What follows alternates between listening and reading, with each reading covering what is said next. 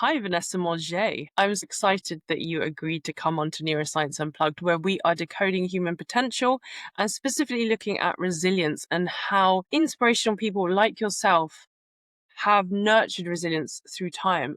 You are the founder of Unscrambled Minds. You're a neuroscientist, a coaching psychologist, as well as an ADHD mentor, and also a mum to two beautiful kids and a wife as well. So first of all, I mean, how do you even begin to stay as calm and collected and resilient as you do with everything that you juggle on a day-to-day basis? It is interesting. The days can kind of get long, but I keep myself very grounded. I manage to break things up and keep a separation between all of the different things I do. But yeah, I try my best to keep as grounded as possible. So some of my spiritual practice helps with that. And I practice mindfulness and meditation and taking time out between the different varying tasks that I have to do each day. So yeah, try a lot of grounding practices. Yes. A lot. The emphasis is on a lot of grounding practices, Yes, a lot of which grounding helps you practices. stay Yes, grounded. yes, yeah. Lots of I like having when I work, I like to have lovely flute music in the background. I love try to touch on all of the sensory parts of the brain and the body to keep myself grounded through all of the different hats that I wear in the day. What I've always admired about you, Vanessa, is no matter what is going on in your life, there is a smile and even your energy is welcoming. Plus, the resilience that you personify from day to day is so phenomenal. You are not only somebody who helps other people in their lives, you actually do practice what you preach as well. Is there any advice that you would give to individuals that perhaps want to try it? Yes, I use grounding a lot in my work because I tied it into the neuroscience, right, of what it means to have that, like taking that moment, take a breath. And so I'm constantly telling my clients, you can use actual tools sometimes. So like, as I said, I use music, I put on my vaporizer with some lovely jasmines or roses because I love the smells. They help to keep me calm. But I often tell my clients, grab a fidget toy, a favorite rock, a teddy bear, something that just is a physical reminder that you need to take a breath. You need to stop yourself, because we can get so caught up in our day. We can, we just sometimes, it's the middle, you've just started the week and then it's the middle of the week and you think, well, where's it all gone? A visual reminder is very helpful, right? So some people like crystals, some people like rocks, some people like fidget toys. They're just there to say, hey, take a break, take a breath, just stop for a minute. And so I constantly encourage people to have sounds, smells, physical tools to help you be mindful of where you are in your space. And, we always talk about mindfulness, right? We talk about meditation. Some people can't. Some people can't meditate for hours on end. Some people can't be mindful. So sometimes quick snapshot mindfulness is helpful. But visual reminders are great for that. So they go, take a moment, where am I in the space? What am I hearing? What am I doing right now? And it's just coming from out here and in the moment. And that's a quick mindfulness practice that you can do anywhere, anytime. It sounds very sensorial. Crystals, rocks, teddy bears. When you think about teddy bears, they're very soft, very cuddly, and they just remind you to feel safe, don't they? Often I see people when they're in times of distress and they're holding them very close. And I want to talk about this because a lot of adults shy away from the idea of using teddy bears in their lives. We often associate with them as when you're young and it's babyish and it's childish. And I know some people are very embarrassed by the fact that that is their comfort toy and they feel that they can't express that because they may feel that others may judge them for it. What advice would you have for people who are in that situation? Because something that soothes you, but also you don't want it to cause stress because another family member might see, you may not want your partner to see, you may not want your work colleagues to see, but yet it's the one thing that anchors you, grounds you, and soothes you. What would you say to those people? Well, if you're embarrassed or you feel you feel like, oh, I don't want people to know, there are many other smaller versions of teddy bears, keychains. People don't get people who have them on their keychain. You see so many of those little teddy bears and things on keychains, right? They can just fit in your hand. they're quick and easy. There's a quick, soft sensory feedback from something like that. We don't look at those things as negative, do we, in society? Because loads of people have little keychains of those things. And then obviously in your quiet time, in your quiet space, wherever you are comfortable in your safe space, grab your teddy. Yeah. If you've got a big, you know, something massive or something small, just hold on to them, right?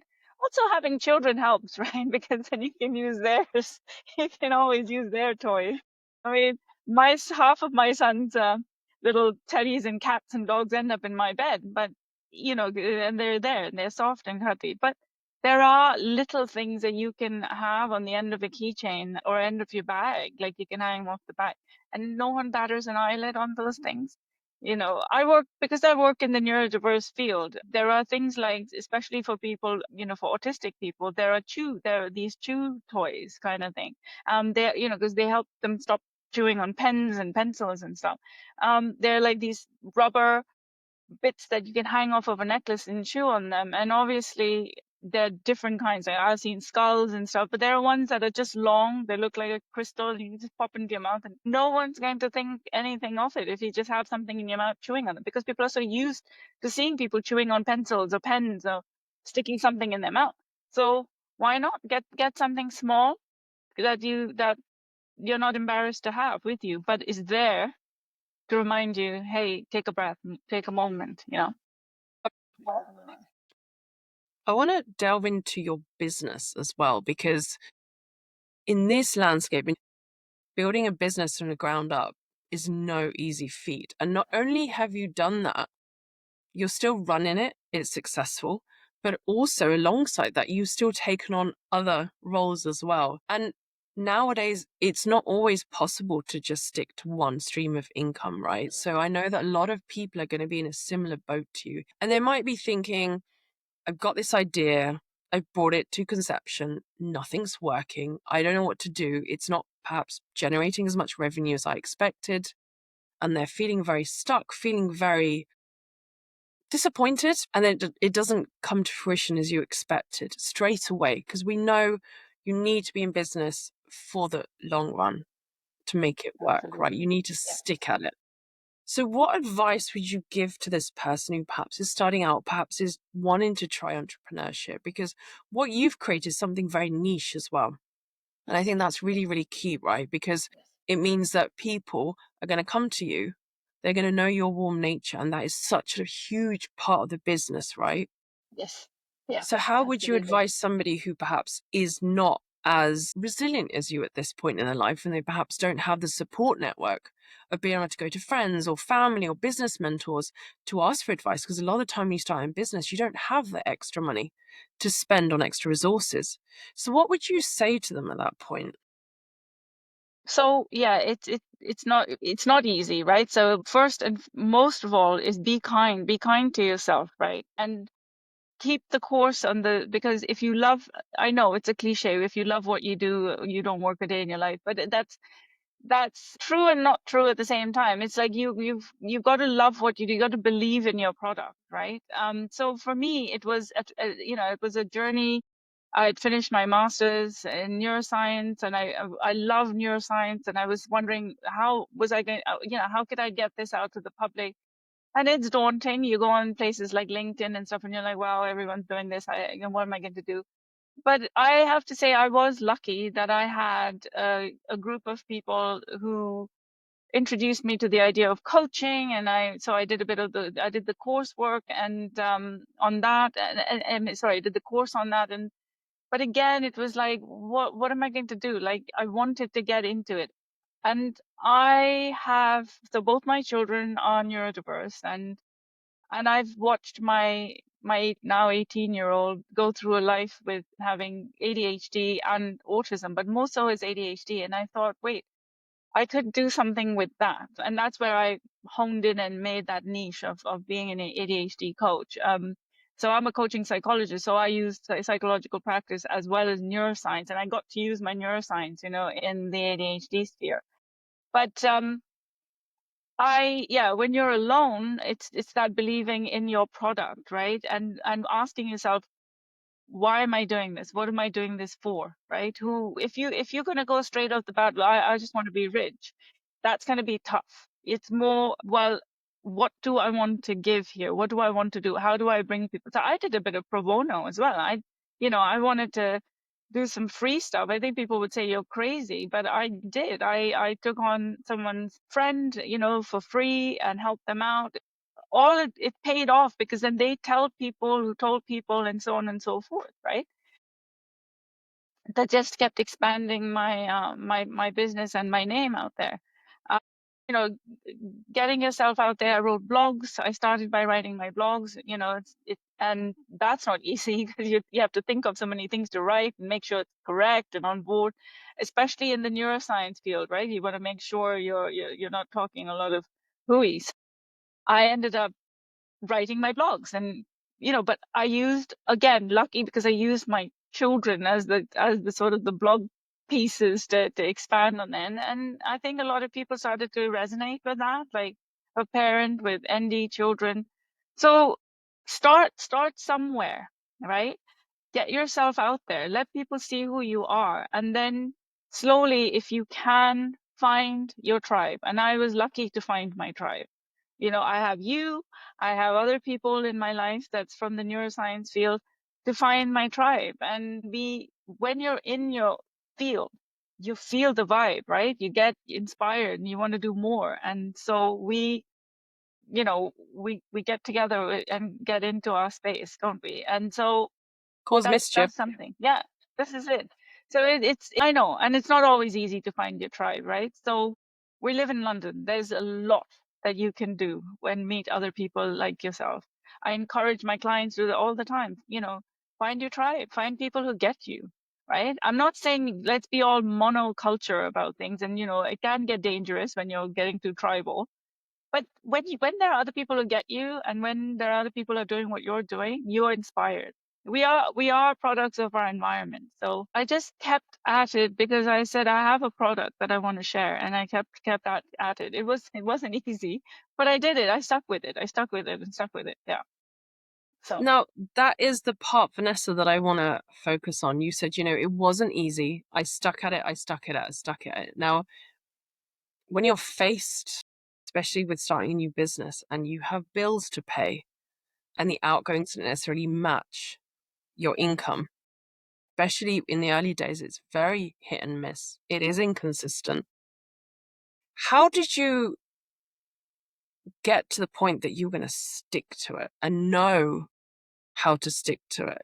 How would you get up in the morning and face the day? How would you, last thing at night, make sure, for example, that you program your mind, or you get the right amount of sleep, so you don't wake up in a negative mood saying, oh God, I've got to face this again. I'm excited to do what I need to do. Do you mind just talking through from a daily perspective how you perhaps did this? okay, so for me, it's a little bit because I live in it, right? I'm surrounded by ND in my home. I'm constantly thinking about different ideas around ADHD, and again, the neuroscience, and why do this, that, the others. I'm constantly in it, thinking about it. So I kept thinking of different ideas, like, oh, maybe I could say this, or I could try that. I started to come, like, really hone in on why my son was doing certain things.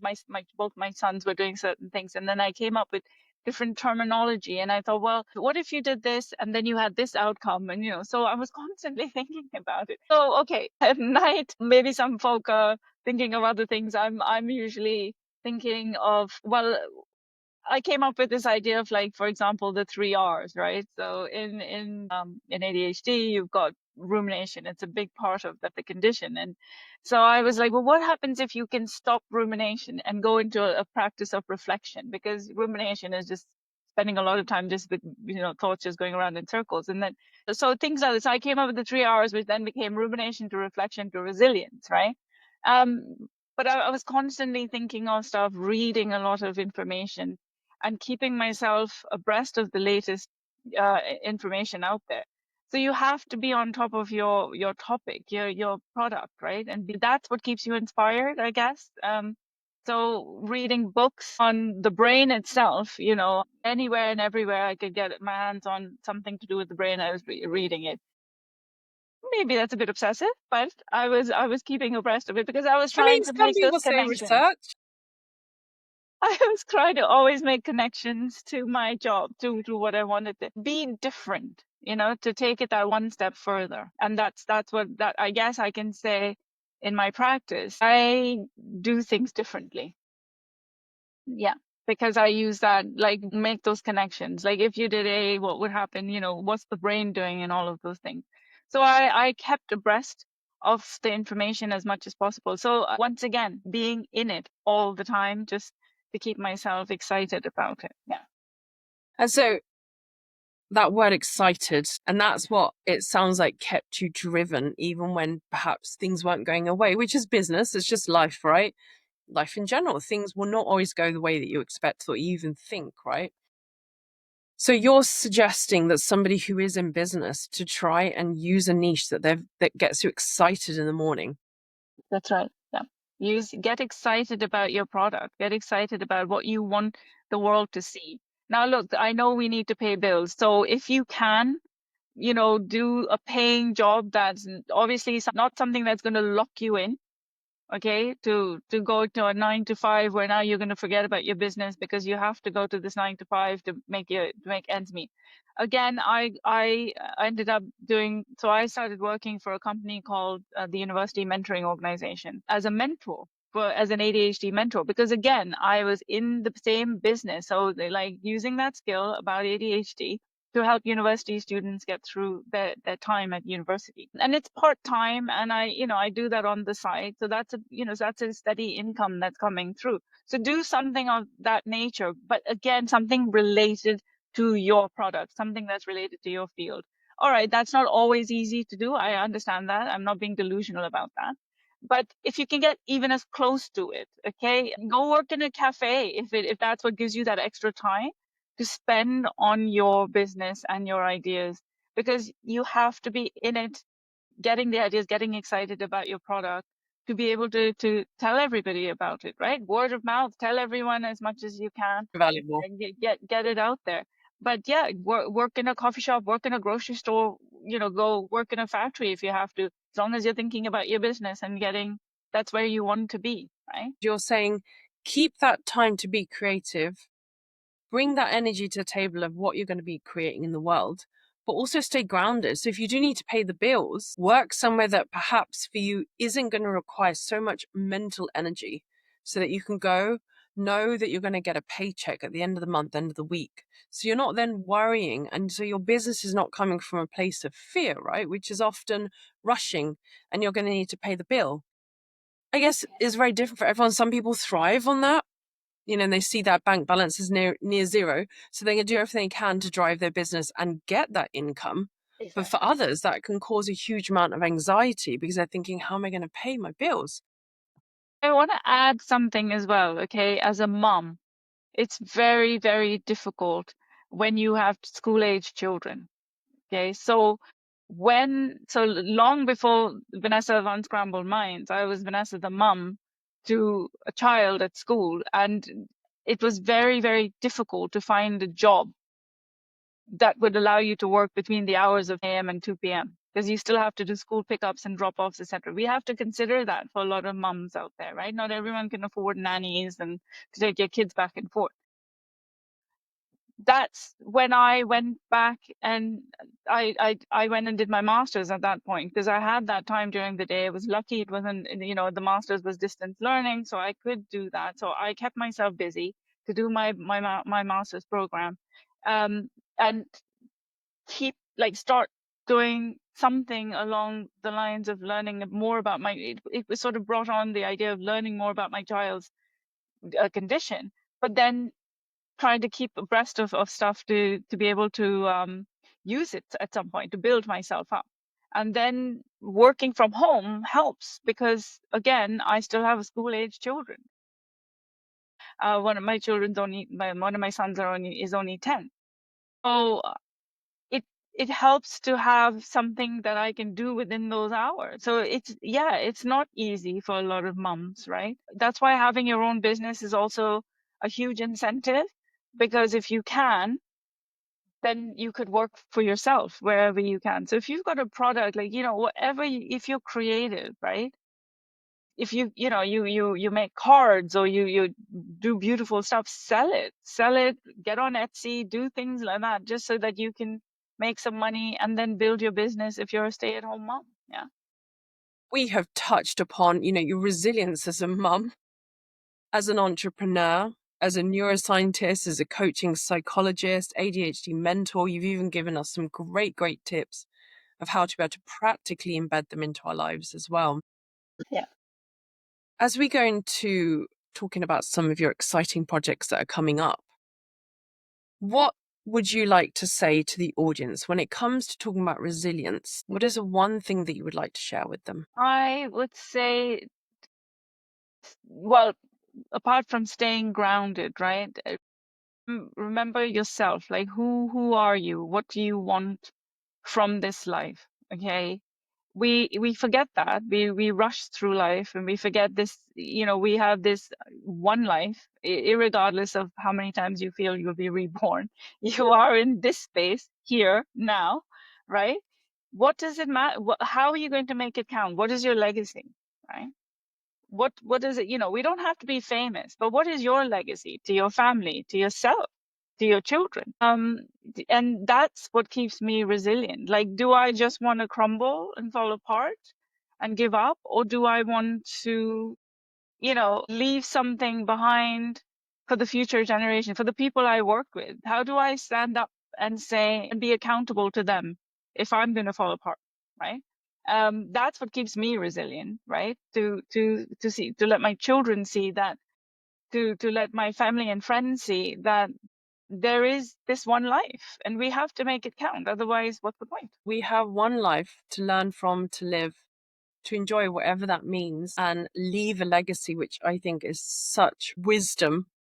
As always, from you, Vanessa, what is it that you want to leave behind as a collective, for your family, as just who you are as a person, right? I know so many people, just by listening to you with your calm, collected voice and the advice that you're giving them, will give them hope that it is possible to create a life that they want around what they desire, rather than allowing society or their finances dictate exactly what that means, especially, as you said, if you associate and identify as a neurodiverse individual. Sometimes society is not built in terms of employment, in terms of opportunities, in terms of education, for the way that our brain processes different things.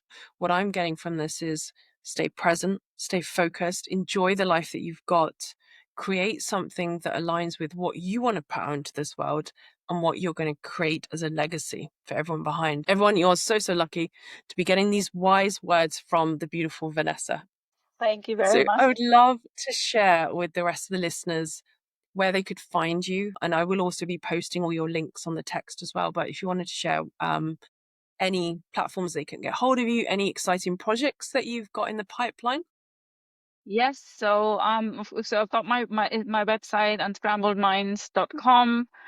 You can find me on LinkedIn there. I'm also, well, if you Google me, I show up. Obviously, spell my name Maugey. I write my blog posts, which is Let's Talk ADHD. But that's yeah, part of Unscrambled Minds. Upcoming projects. So I'm looking to do some podcast work, and also I'm looking to build, alongside some of us together, to build a collective for lone workers, for those very people that need that support, someone to come on board and to have that tribe. Yeah, so Absolutely. that's a project of the heart, really. I really want to do that. I want to help other people to do what we're doing. Yes, so those are some of the upcoming projects I've got. So you might look out for the ADHD Whisperer. That would be me. Yeah. Such a beautiful name, and it's so perfect for you, Vanessa. Genuinely, that is what you are. Like, you Thank need to you. trademark that name right now. That is yours, okay? That is just Vanessa ADHD Whisperer Maugey. Done. That's your name from now on. That's me. Thank you. We're Thank very, you. and you know what? I'm so, so excited about what you, me, and Lou are going to put out into the world. And as you said, just provide people with that space. When you are lone working, it's so, so difficult. to perhaps connect with people outside of your normal support network, and just to have somewhere to walk to, or someone to travel to, or, you know, meet new people, or sometimes even to get dressed for. So it's so important to keep that momentum going when you're working. And it doesn't necessarily mean you have to be an entrepreneur to be a lone worker. You could be working in an office and you might just be a pure remote worker, which means you're only connecting with your colleagues remotely. But we do need connection, right, as humans. We need that social Absolutely. bonding just to help us Absolutely. feel alive. And as you said, to stay present, right? It sounds like you've got so much in store. You've got this wonderful ADHD Whisperer podcast, which I'm really, really excited about. I know it's going to be amazing. And you've just got this most calming voice. So even just people listening, taking in the information, it's going to be incredible. And it's something that I think you should be recording lectures.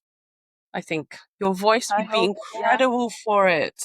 Thank you. Thank you. Yes. I'm going to start with the ADHD Whisper and see how that goes, right? And then make my way up anywhere else. Yeah, because for me, the main thing is the advocacy, right? I'm very keen I feel the more people recognize these conditions as neurological conditions, and if I can tell them what's happening to the brain of people who are ND, maybe people will be a little bit kinder. And I really just want everyone to know about it. So I'm going on and I'm going on my podium, taking it around. You need to add that to your list. Yeah, going on my soapbox, going to wander around making a noise, disrupting. That's what I I'm think going to do. it's a Yeah. brilliant movement to get behind, because Yes, as you absolutely. said, there is not enough focus on how we can integrate all different types of brains, right? Every single brain processes things very differently, right? Absolutely. Outside of the diagnosis label, every single person, even for Yeah, example, under an ADHD label, your brain will still process things very different to somebody else with the same diagnosis as well. And absolutely. it's getting to the crux of what it is that manages the way that your brain processes, and what works for you. Yes, And that absolutely. unless you are not aware that this even exists, how you even know that you've got techniques that can help you. And I was part of listening to a brain break from Anna yesterday, and this lady was from France, and she said growing up they didn't have, and she used the words, they didn't believe in ADHD. Mhm, mhm. I mean, that was just like, wow. I mean, we are very privileged to live in London Yes, and in the UK to have access to tools and resources and diagnosis. Yes, we might have a waiting list, but we still have access to it. We don't we have to do. worry Yes, yet to the point that somebody doesn't believe us in a professional capacity. I mean, that's just a whole nother conversation. But that's why it's so absolutely. important with the work that you're doing for advocacy, Hmm. because Yes, it needs to be spread. You know, our brains are exactly. so different, and we It's need to so accept different. Yeah. that. And I think it's the baseline, right? We just have to remember the baseline. Keeping our brains happy, healthy is so important, because I don't think, and we are privileged because we are neuroscientists. So we can see what's happening. We know what it's capable of. So it would be so great for the world to see what their brains are capable of, because it's so easy sometimes to fall into certain thinking patterns, etc.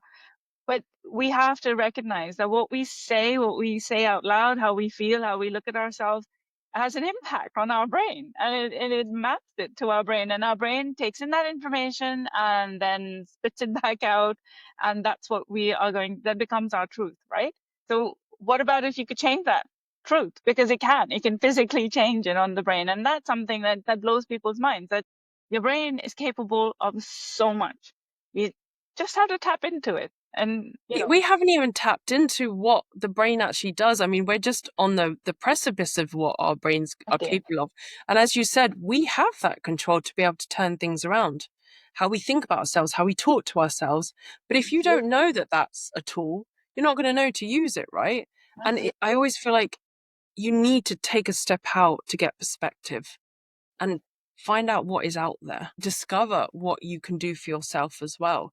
But yes, of course, if you don't know that this even exists, you're not going to even look for it, right? So no, you're not, people like you are advocating to make sure that everyone is aware of yes, this.